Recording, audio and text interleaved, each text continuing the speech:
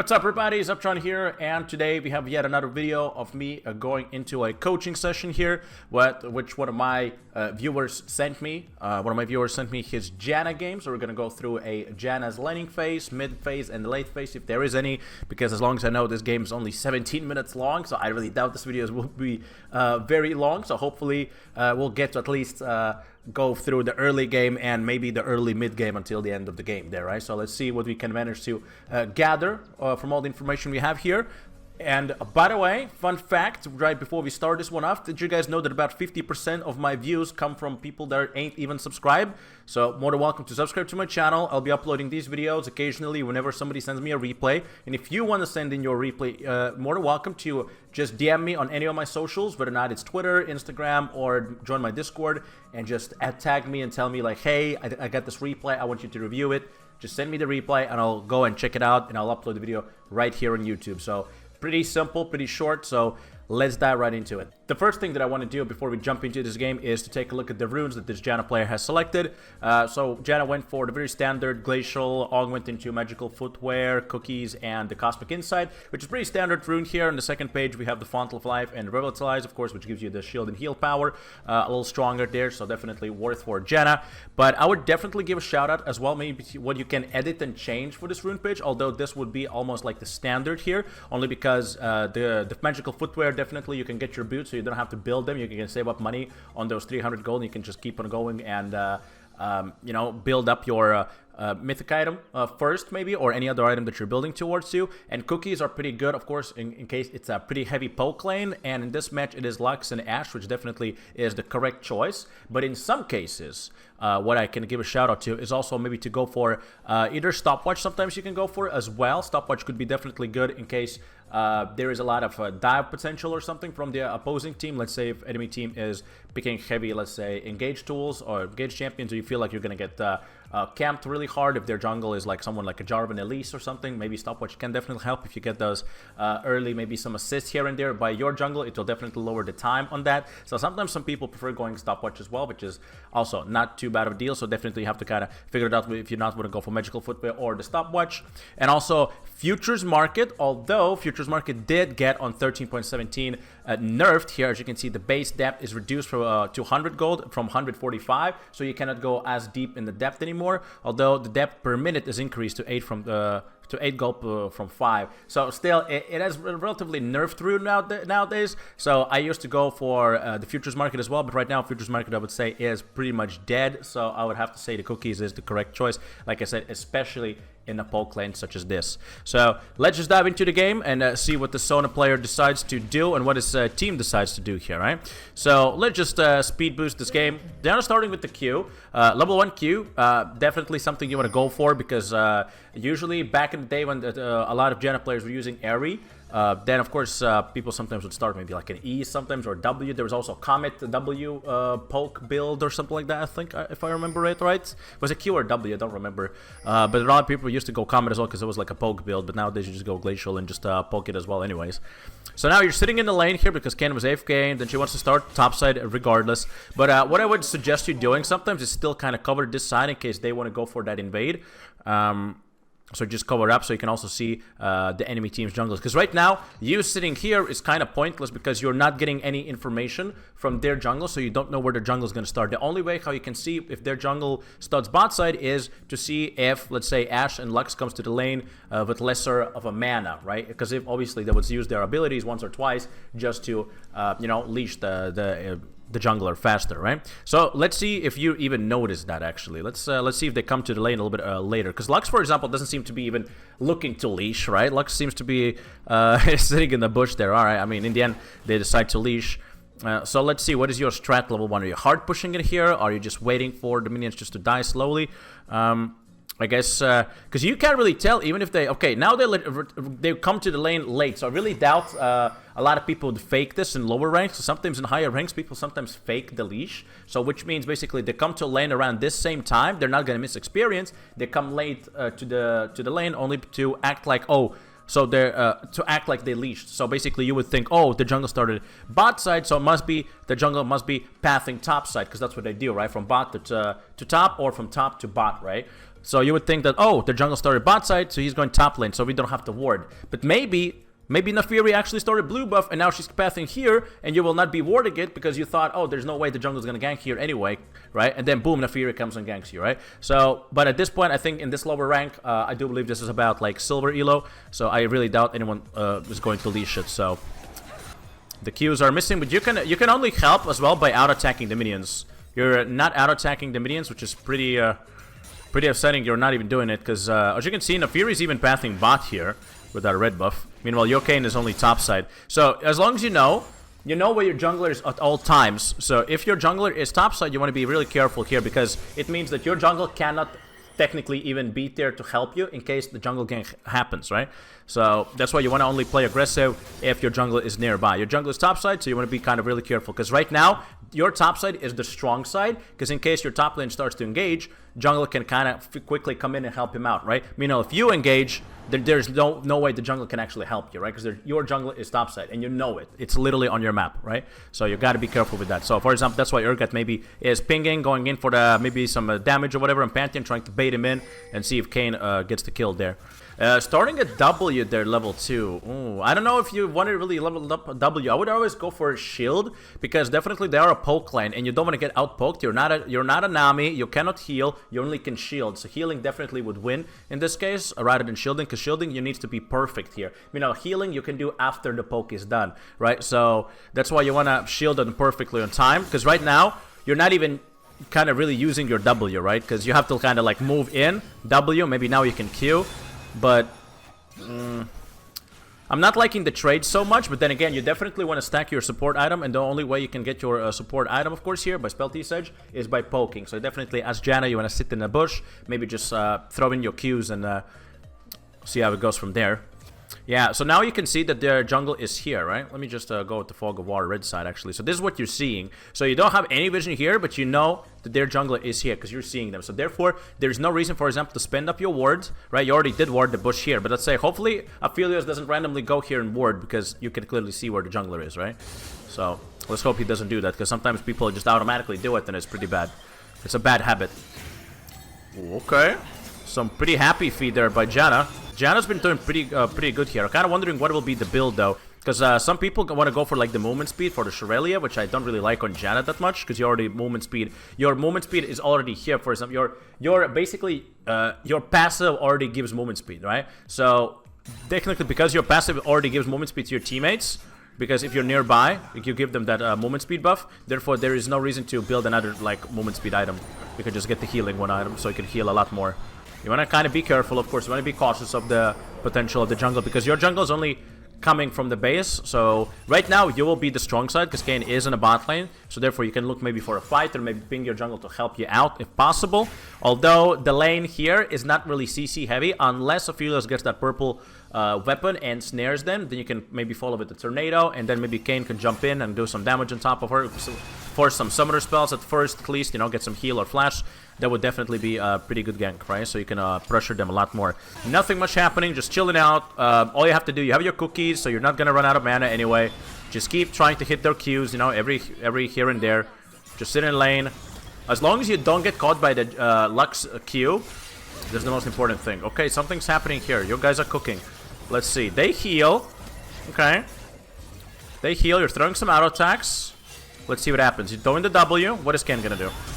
Okay, that is exactly what I was talking about. Just force a summoner spell. So you already got that flash, you already got that heal, so Ashe is basically without any summoner spells, which is pretty good. The only bad part is the lane that you're, like I said here, you don't really have any, so to say, it's not really a gankable lane for, to say, for your team, for Kayn, right? Because there's no hard CC. You're not playing Thresh, you're not playing Blitzcrank, you know, you don't have that engage, unless you hit a Q, of course, right? But hitting that Q is pretty tough one, because it's pretty, it's pretty, how to say, common, of course, for Jannas to keep hitting the Qs from the bushes. So sitting in a bush, throwing a Q, right? It's like a typical Janna gameplay now, right? So you're leashing the dragon simply because you can. So I don't see the problem on that. But gotta keep in mind that right now your AD carry is getting zoned out by the Lux, and you can't blame him because the lane is really kind of messed up right now. Because lane is pushing. You have 3 minions on the enemy side, and you have 1, 2, 3, 4, 5. So 5 minions versus 3. Obviously, your lane is slowly pushing into them, and right now he is missing all these minions. He's missing all this gold, all the XP, because he cannot walk up. He has Ghost, he has Flash. But is it worth for him to spend Flash, let's say, to Flash Lux binding for like 2 or 3 CS? Definitely not. So on you helping to leash this one, at this point, is kind of pointless. You might as well just shield the Kayn and just leave. Because at this point, it's 2,000 HP. Just leave. Just go help your AD carry, right? Although, if the Ashe is pushing like this and not freezing the wave, then it's kind of fine. Right? Then it's kind of fine. Yeah, at this point, just leave. Yeah. Let's see what you buy on your first item, though. I kind of wonder what you're going to buy. So you got that Drake. Now you're looking to ward. You find Lux. You get that plus 20. You get that plus 20 right now. Kayn is here as well. Oh, Lux is... Luxy, what's happening? Okay. That was a little bit wild by Lux. Okay, walking around, wandering around. Okay, you ping on Janna Flash. Okay, right now, you should recall right now. You should recall because there's no point of you spending the time here because you don't have to push the wave. Right? The wave is kind of already pushed in. It's fine. And you sitting here for no reason, it doesn't really do anything. You're not going to kill Lux. You only kind of stop her recall. But she's going to recall anyway. You're not going to turret dive her because Ashe is here. Right? You might as well recall because right now you're delaying your recall, which is pretty bad. Your team is already stomping them, right? The Kayn is getting a kill there together with Nico, invading in the jungle. I guess she's just hoping that Kayn doesn't have smite. Very interesting there by Lux. I'm not too sure why is Lux even not recalling. Again, this is not Lux's replay I'm reviewing, but Lux should have recalled as well, like long time ago. You're walking around with no mana and no health. This is just pure stupidity there, right? Janna as well. I mean, Janna has a lot of money here. I'm pretty sure. At 8 minutes, you haven't recalled. Once you have 1,200 gold, you might as well just want to recall. But as long as this Ashe is getting caught right now, okay, Ashe is wandering around in no man's land. Exhaust was used, sure thing, why not? And this guy comes into KS, but that's fine. Fair enough, I mean, Kayn will be kind of happy with that anyway. You go for Kindle Gem, Tome, a Control Ward, and a Potion. I would say it's pretty okay. You can't buy boots because you already went for the boots. Like I said here, 11 minutes and 15 seconds, you'll get your boots. So this is the correct build. I'm pretty sure you're either building Shrelia or the healing item, right? I always forget the name of that. But the Moonstone. No? Was it Moonstone? I think so. What is that song? What the hell? What is that sound? Was that Urgot? Holy sh! Wait, what is that sound, guys? If you know what that sound was, please tell me in the comments. I think that was Urgot, but I could be wrong.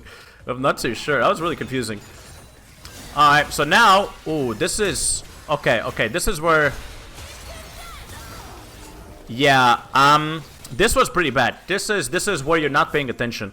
This was pretty bad. So, first of all, I'm not too sure why you're walking up when they're both level 6, right? You can clearly see they're level 6. You're walking up on them. You're flashless and without exhaust.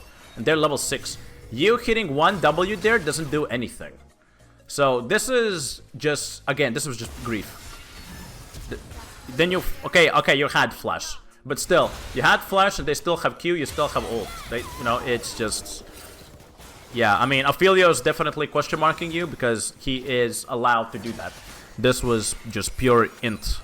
Let's just ignore that and just move back to the bot lane, right? That was, yeah, you don't want to do that because after level 6, this lane is pretty hard to play against. Because like 1 Q from Lux into an Ashe R, into a ultimate from Lux, into W from the Ashe, and there's a lot of damage. So I'm not even sure why, for example, Aphelios didn't even go cleanse here as well. Obviously, you don't have to go cleanse, but if Aphelios goes cleanse here in this lane, it would be even better.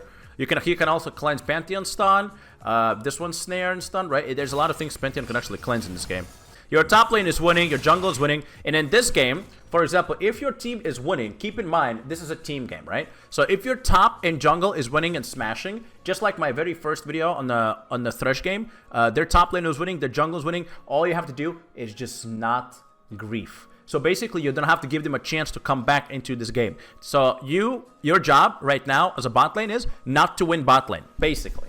you are not obligated to do it anymore. Your team has done it for you. They're already winning their lanes, and they're winning it heavy and hard, right? Look at this, 24 CS against 89. This guy is basically like 3 Pantheons right now. You're playing basically 5 versus like 8 or something, right? And you're winning it regardless. So all you have to do is just not grief, don't give them free gold, just chill out and enjoy the carry, basically. You don't have to be the main characters to win the game, as long as you play with your head, right? So don't try to kill them, just sit in the lane, wave clear, and just do nothing. Because right now, their bot lane is getting pressured, because they have to do something to at least get them fed, right?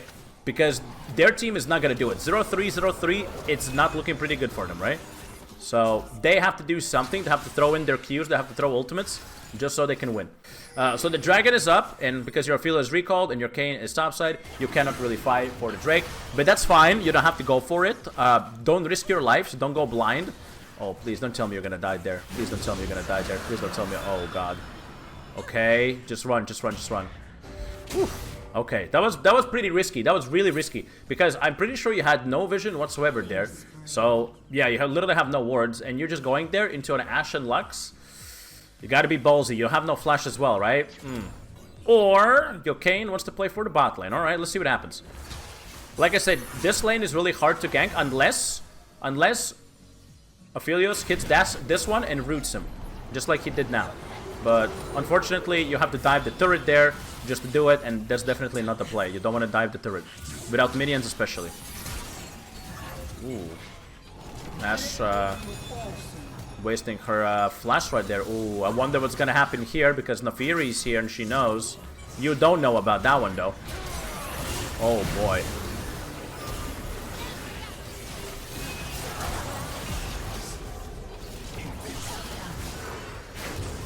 I did not like that dive. I really did not like that dive. That dive was played pretty badly by both of the teams, actually. So you don't know where their jungler is, first of all. Well, I'm pretty sure you have no idea. Yeah, you have no idea where their jungler is. I mean, the good thing is Lux misses her Q, so I have like a ghost signal right now, right? Because she has no Q, and the Q is pretty long cooldown, as you can see, 9.57 seconds. She missed her Q, so now it's like time to go. Although you have to keep in mind Ashe has R, but Ashe whoops her R. So what ended up happening? I wonder who takes the turret aggro. I don't know why Aphelios goes so close to the turret. So Kayn goes in. I'm pretty sure Kayn gets the turret aggro right now. You are walking up, not even using your abilities. You only use E on Kayn here. Then you're not even channeling your Q here. You're channeling your ults. And just because Kayn is not ulting, because he doesn't have ult, so he's just fully tanking the full turret. And then Naafiri just joins in. Because you were ulting, you didn't really heal that much. And then massive shutdown to Ashe. And just because Naafiri was there, she just kills you. So this was just pretty poorly played, due to the fact that Kayn didn't have ult and you didn't use your Q for like the glacial slow. I just wanted to add, after editing the video and noticing how that engage was being played, apparently also Aphelios misplayed pretty big time. He missed his ults and then he flashed away because of fear of Naafiri. But overall, the engage was pretty bad. So you have 1100 gold right now. I really truly wonder what you're gonna buy here. But 1100 gold, you're sitting in a shop. Let's see what you buy. You finish off your Moonstone. Alright, fair enough. Moonstone finish. Okay. I'm waiting for the boots now. Let's see if you get mercs, right? Because in this game, I would probably get mercs. You're going mid lane. That's pretty okay. You're kind of holding the wave. Hitting the W on Swain. Swain gets rooted. And that's a death. That's a kill, right? Yep. You walk up, walk up, walk up, walk up. Okay. You could have walked up to tank the turret. So Kayn doesn't have to tank it, but I think tank was, since she was pretty healthy and you are not as healthy, you could have tanked maybe 1 or 2 turret shots, but in this case it wasn't necessary, so that's fine. Alright, what happens next? Let's see. They get the shutdown. Ashe dies. And you kind of help her, okay, so you just hit that E, hit the tornado. So the good thing is you're roaming with your jungler, you're not stuck with your AD carry. Because a lot of people are just afraid to leave their AD carry and stuff. You left your AD carry, and in this case the roam was good because you got the kill in mid lane. You want to take yeah, you want to take that one. Ooh, be careful, don't get caught. Pantheon goes in and dies. Yeah, your team is doing pretty decent, so I wonder what you're going to buy there, right? What do you have? You have 600 gold? You recall, you get, ooh, lucidity boots. Okay, lucidity boots also pretty okay. You know, lucidity boots are always good on Janna, because obviously you get lower cooldown on your shield, lower cooldown on your ult, on your summoner spells as well, which is pretty good as well, of course, when you play with exhaust against like some sort of assassins. I am not liking that you're recalling so often, honestly.